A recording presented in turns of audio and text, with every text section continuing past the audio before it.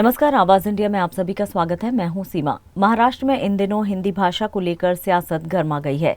हिंदी के बहाने सत्तारूढ़ और विपक्ष आमने सामने हैं और अब शिवसेना उद्धव ठाकरे गुट ने राज्य सरकार पर तीखा हमला बोला है। मुंबई में पत्रकारों से बातचीत करते हुए विधान परिषद में विपक्ष के नेता और शिवसेना यूबीटी के वरिष्ठ नेता अंबादास दानवे ने कहा, हमने कभी किसी भी भाषा का विरोध नहीं किया है, लेकिन सरकार जानबूझकर हिंदी को लेकर विवाद पैदा कर रही है।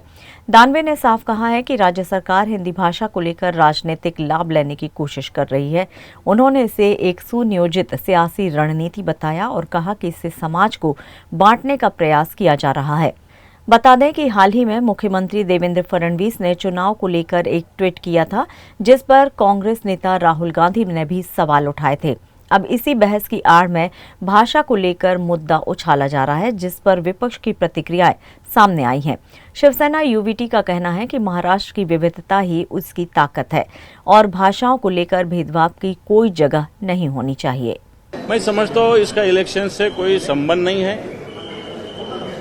हिंदी भाषा के बारे में या मराठी भाषा के बारे में जब निर्णय लेना है तो महाराष्ट्र में मराठी भाषा अनिवार्य होना चाहिए, कंपलसरी होना चाहिए।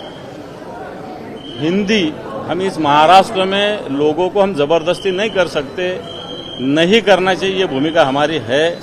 सरकार जिस प्रकार कह रही है कि हम इनसे चर्चा करेंगे, उनसे कोई जरूरत नहीं है। ये महाराष्ट्र जो निर्माण हुआ है बेसिक मराठी भाषिकों का निर्माण हुआ है, मराठी भाषिक लोग यहाँ रहते इसलिए निर्माण हुआ। मैं समझता हूँ इसके लिए दूसरी कोई भाषा की जरूरत नहीं है। मैं समझता हूँ राहुल जी ने जो सवाल खड़े किए हैं महाराष्ट्र के इलेक्शन के बारे में, इस पे अभी तक इलेक्शन कमीशन भी कोई अच्छी तरह से जवाब नहीं दे सका है। इसलिए राहुल जी के जवाब सिर्फ ये कह के, देवेंद्र जी ने ये कह के नहीं चलेगा। ये 8% सिर्फ 4 महीने में कैसे हुए, एक सवाल उन्होंने खड़ा किया और सही सवाल उन्होंने खड़ा किया।